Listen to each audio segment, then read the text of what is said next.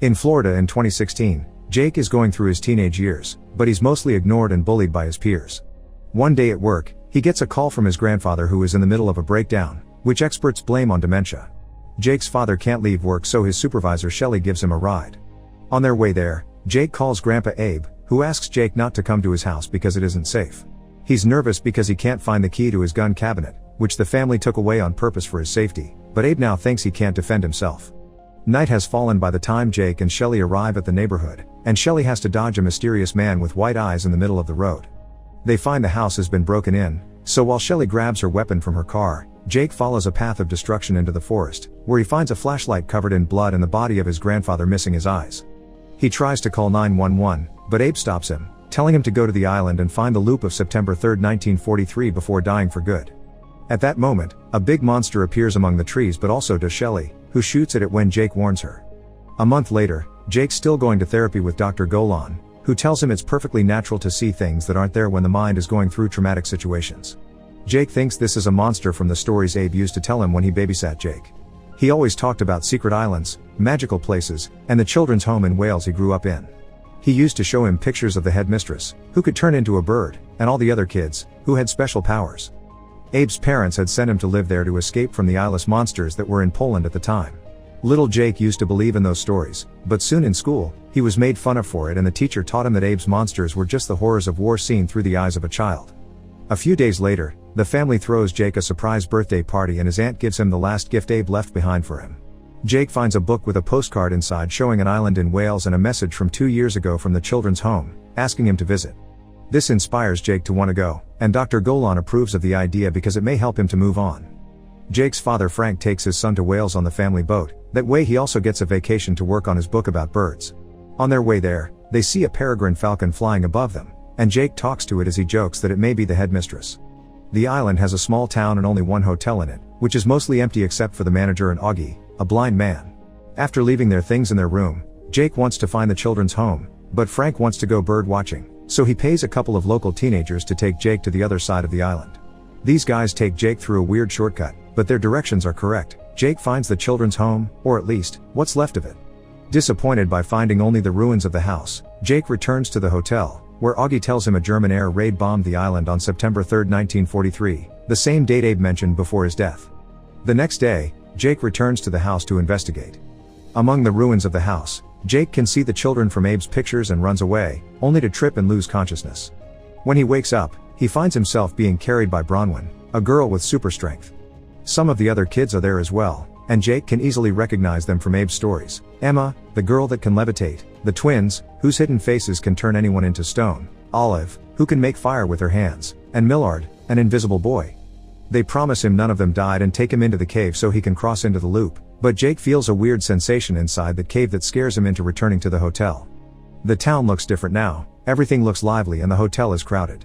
The locals hear his American accents and believe him to be a spy, but before things can escalate, the objects around the room begin flying and smashing against the walls. Olive shows up and drags Jake out before lighting the building on fire while outside. German airplanes are beginning to fly over the area. The kids take Jake away in a carriage, where he discovers that the flying objects have been a trick from Millard, who can't be seen once he takes off his clothes. Emma explains they now are in 1943 and they're stuck on this day every day. This is why when they make it to the house, it's in perfect condition. Jake finally gets to meet the headmistress Miss Peregrine, who comments Abe had told her about Jake through letters.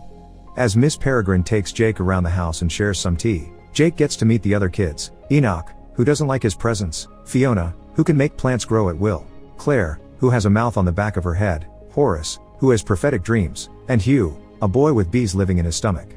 Miss Peregrine explains that they're known as peculiar, which is a recessive gene carried down through families, although sometimes it skips generations.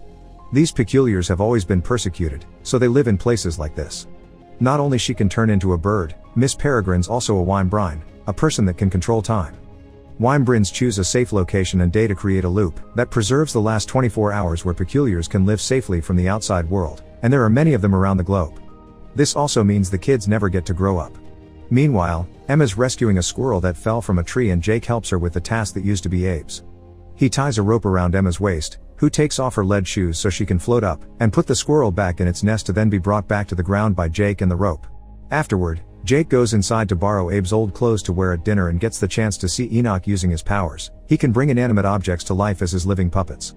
While Emma helps him with the necktie, she tells him they know Abe is dead and explains he left this house to explore other loops, but she can't answer any more questions.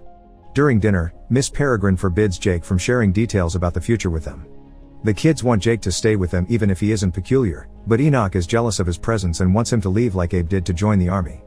Their conversation is interrupted by the phone ringing, and Miss Peregrine picks up a call from a young Abe, but she doesn't tell the children about it. After dinner, Horace plays one of his dreams for everyone. Sometimes they're prophetic, other times are silly. Today they show a captured Weimbrine plus Jake and Emma about to kiss. Afterward, Miss Peregrine invites Jake to stay the night and he gets to witness how she rewinds time when the bomb is about to fall on the house. The next morning, Jake finds a letter from Abe and takes it with him when he leaves. Emma guides him through the cave as she explains the kids can't leave because the years would catch up shortly after they're out of the loop, making them die from old age. At that moment, a wounded bird enters the cave. It's the wounded Weimbrine from Horace's dream. Emma hurries to take the bird back to the house while Jake reunites with his father, telling him he spent the day with the local kids. However, his cover blows up when a farmer asks who killed all his sheep and the teenagers deny having seen Jake. Thinking his son is having a breakdown, Frank forbids him from going out alone again. Once he's back in his room, Jake opens Abe's letter, which has 2016 as a date. He warns Miss Peregrine about some white-eyed dangerous people in England, where another loop is hidden. The next morning, Frank takes Jake to the beach, where they meet Lamont, who is also birdwatching to write a book. This man has the latest equipment and that depresses Frank, who thinks his book won't be able to compare. Frank decides to return to the hotel to drink and nap, so as soon as he falls asleep, Jake sneaks out and goes to see Miss Peregrine. The Weimbrine she's taking care of is the one from the loop in England, which got attacked by the monsters Abe mentioned, but she still refuses to explain what's going on. Enoch hears all this and decides to introduce Jake to the last kid, Victor.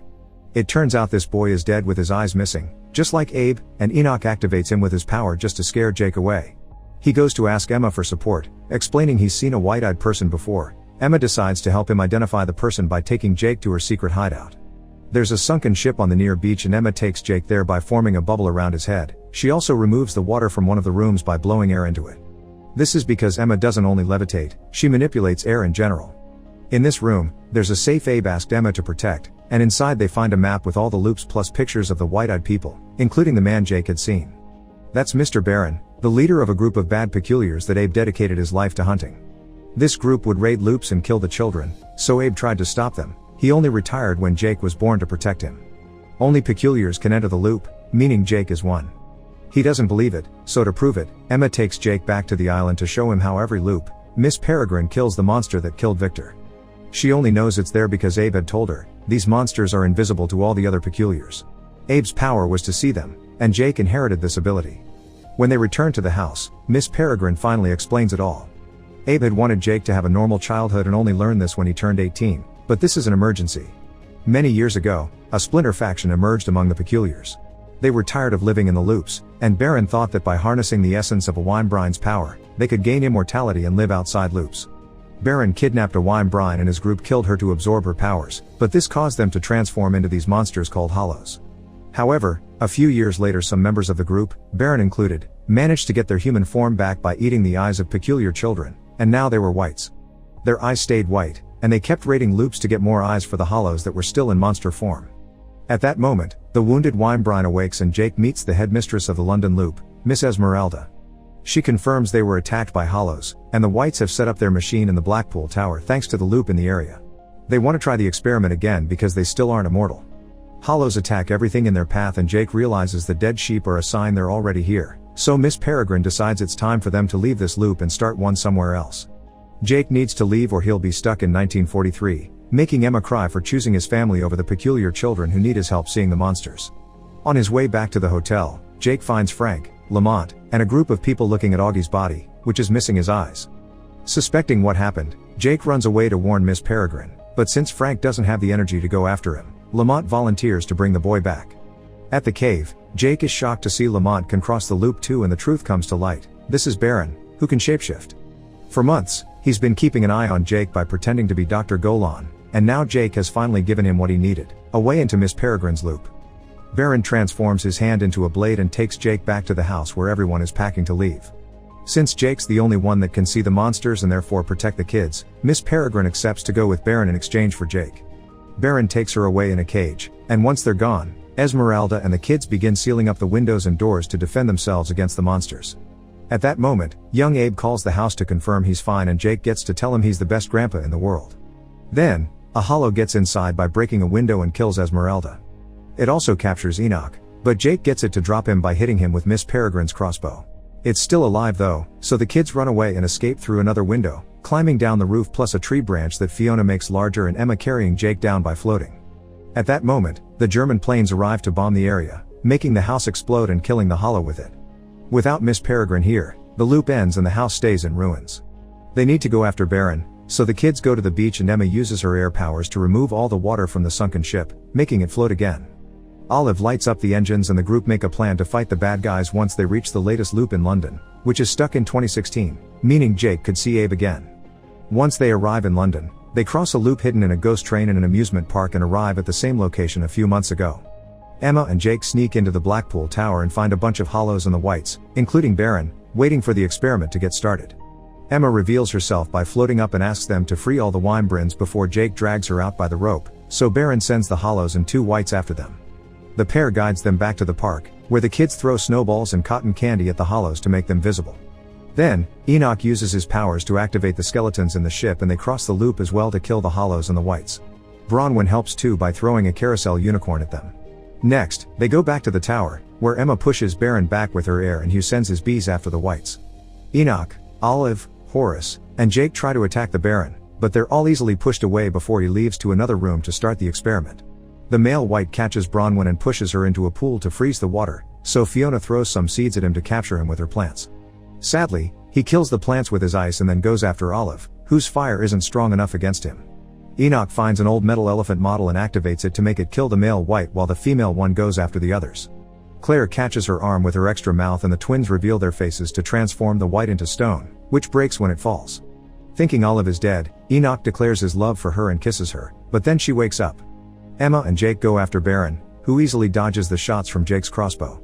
Once again, Emma pushes him back with her air while Jake enters the room to free all the Wymbrins from the cage.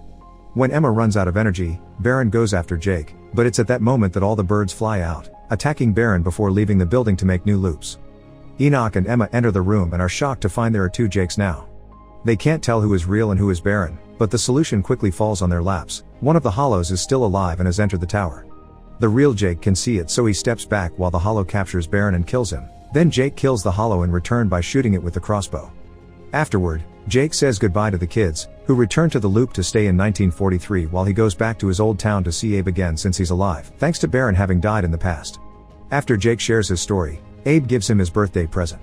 It's the same book, but this time inside there's money and different currencies and the loop map in order to travel and find the kids again, because Abe wants him to be with them. Months later, Jake finally finds the ship again after jumping through many loops all over the world and even joining the Navy. He and Emma reunite with a kiss as the kids set sail with Miss Peregrine following them in her bird form, ready to find a safe place to set up a new loop. Make sure to subscribe and turn on notifications so you can watch more videos like this. Thanks for watching.